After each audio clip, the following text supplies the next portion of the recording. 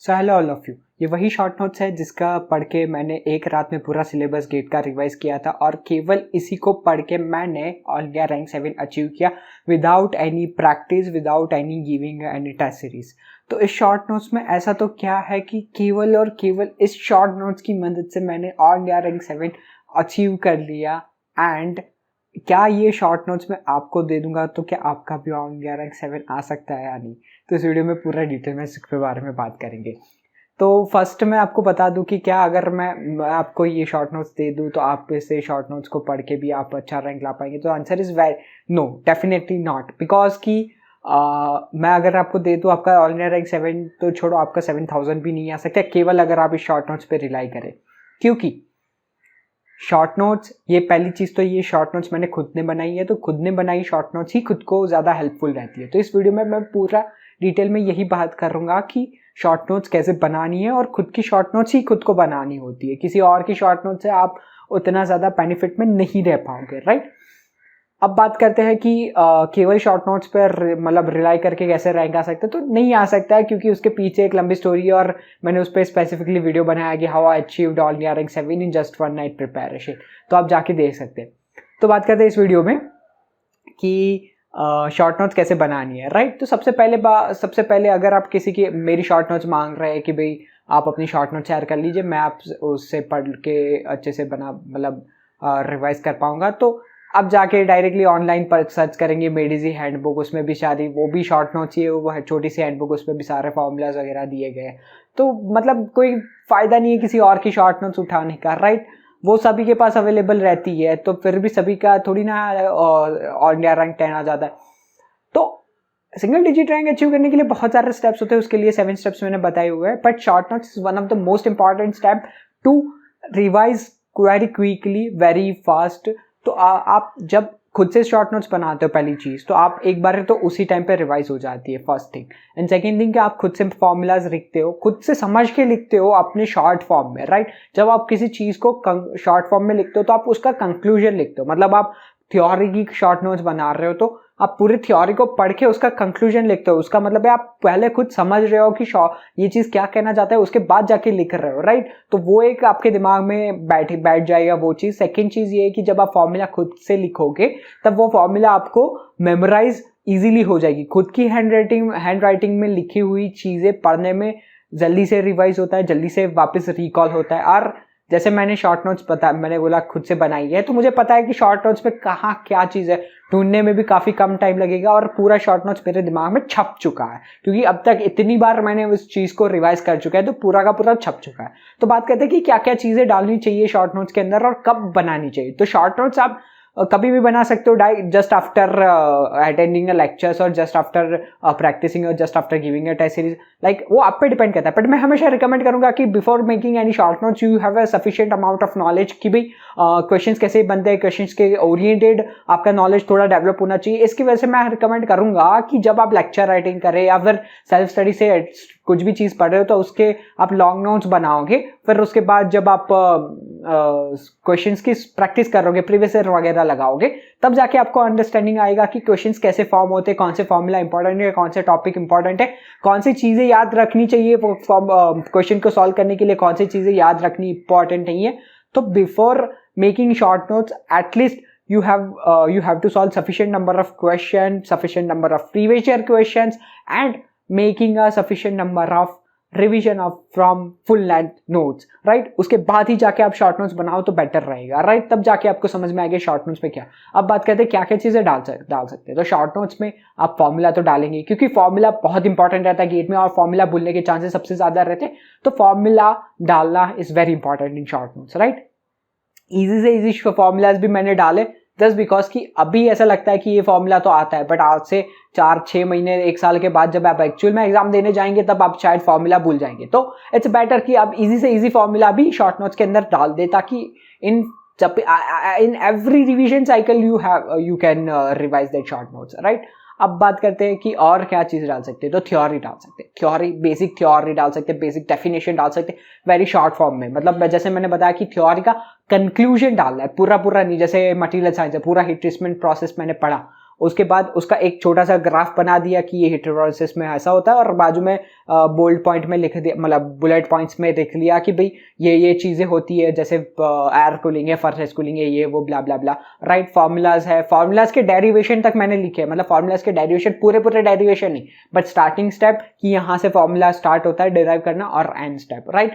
तो मैं हमेशा फॉर्मूला मेमोराइज करना, मेरी फॉर्मूला मेमोराइज करने की स्किल थोड़ी वीक थी, मैं हमेशा फॉर्मूला भूल जाता था, तो इस वजह से मैं हमेशा डेरिवेशन को भी देख लेता था कि डेरिवेशन अच्छा ऐसे करना है। फॉर एग्जांपल क्लच के फॉर्मूलाज है, राइट। तो क्लच में जो डायरेक्ट फॉर्मूला है वो बेसिक फंडामेंटल फॉर्मूलाज है, तो फंडामेंटल फॉर्मूलाज भी लिख दो, उसके बेसिस पे आप कभी भी डिराइव कर सकते हो फाइनल फॉर्मूला। आपको बस यही रखना है, याद रखना है कि यूनिफॉर्म प्रेशर में प्रेशर इक्वल टू कांस्टेंट होता है, यूनिफॉर्म वियर में प्रेशर इनटू रेडियस कांस्टेंट होता है, राइट। ऐसी छोटी छोटी चीजें हर जगह पे कि instead of writing a formula direct before how it formula Kemps, assumptions of any formula, terminology of formula, अगर formula straight forward है, for example study for energy equation SFEE, तो आपको पता है कि बहुत ही easy for terms है like H is enthalpy और C is velocity, but in that case मैं नीचे करके रखता था कि दिस इज किलो जूल पर के जी, दिस इज दिस यूनिट, सो तो उससे डायरेक्टली पता चलता अच्छा हाँ ये इस यूनिट में, हाँ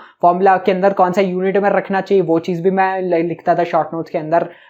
जैसे SFEE की बात है तो उसमें velocity c²/2 directly m/c²/2 directly joule में आएगा, राइट। तो उसको किलो जूल में कन्वर्ट करने के लिए डिवाइड बाय 2000 करते, तो डिवाइड बाय 2000 लिख के नीचे लिखते थे yes this is kilo joule per second, right.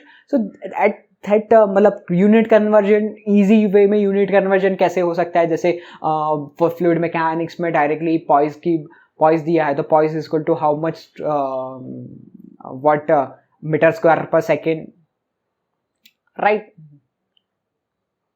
ये सब चीज़ें स्टोक्स है, सेंटी स्टोक्स में काफ़ी जगह पे डायरेक्टली जो विस्कोसिटी सेंटी स्टोक्स में देती थी, तो सेंटी स्टोक्स का जो ऐसा यूनिट है उसमें कन्वर्जन में क्या कैसे यूज़ करना है, A to Z सब चीज़ें मैं शॉर्ट नोट्स के अंदर लिखता था, राइट। अब एक और चीज़ मैं यहाँ पे ज़रूर ऐड करना चाहता हूँ कि शॉर्ट नोट्स के अंदर आप ऐसी भी चीज़ें डाल सकते हैं कि trick to memorise the formula, मतलब काफ़ी फार्मूला डायरेक्टली आपको याद नहीं रहता है, तो उसके लिए आप छोटी मोटी ट्रिक्स बनाते हैं, वो ट्रिक्स को आप याद कर सकते हैं ऐसे कि ऐसे स्टोरी बना के या कुछ भी करके, राइट। तो ऐसे करके जैसे फॉर एग्जांपल मटेरियल साइंस में कौन से FCC मटेरियल से कौन से BCC मटेरियल से उसका पूरा एक फर्स्ट नेम रख के एक फार्मूला बनाया, ऐसे करके ऐसे लोग काफ़ी करते हैं, तो वो सारी चीज़ें भी आप शॉर्ट नोट्स में डाल सकते हैं ताकि वो चीज़ आपको इजीली मेमोराइज कर सके, इजीली रिकॉल कर सकते। तो ऐसी काफ़ी छोटी मोटी चीज़ें आप खुद से डिसाइड कर सकते, खुद से डिसाइड कर लेना कि कौन कौन सी चीज़ें आप और भी डाल सकते हो शॉर्ट नोट्स के अंदर।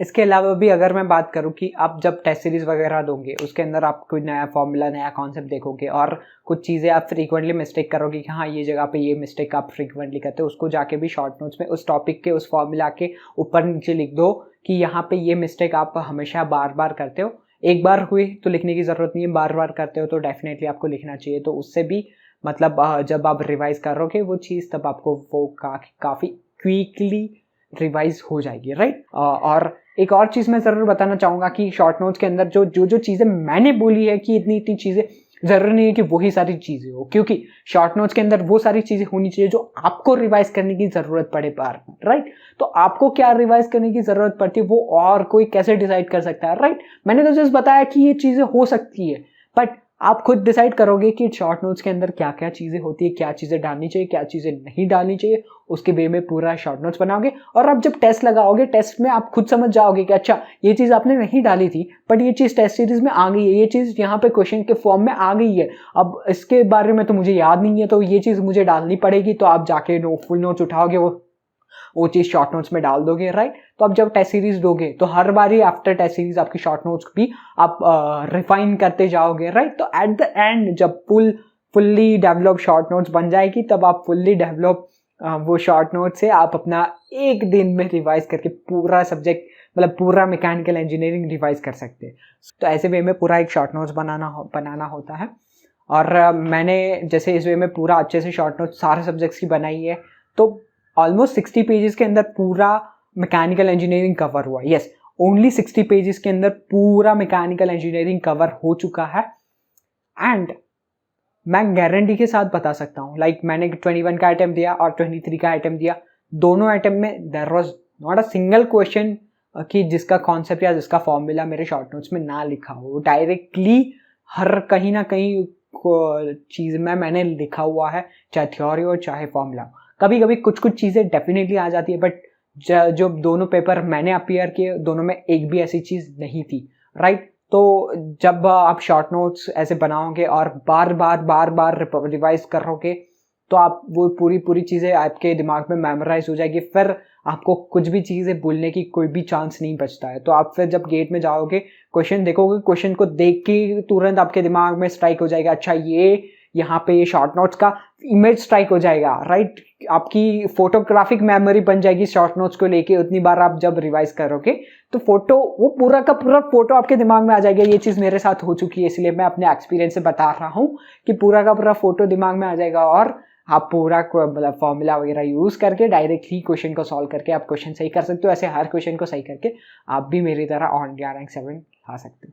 So thank you so much for watching this video. I hope this video is definitely helping you कि शॉर्ट नोट्स को कैसे बनाना है और आप भी अपनी शॉर्ट नोट्स खुद से बनाए। तो होपफुली कि आपको ये वीडियो काफ़ी हेल्प करेगा शॉर्ट नोट्स बनाने में। तो उससे मैं आपको की अपनी शॉर्ट नोट्स बनाएं और अच्छे से प्रिपरेशन करें। All the best for your preparation.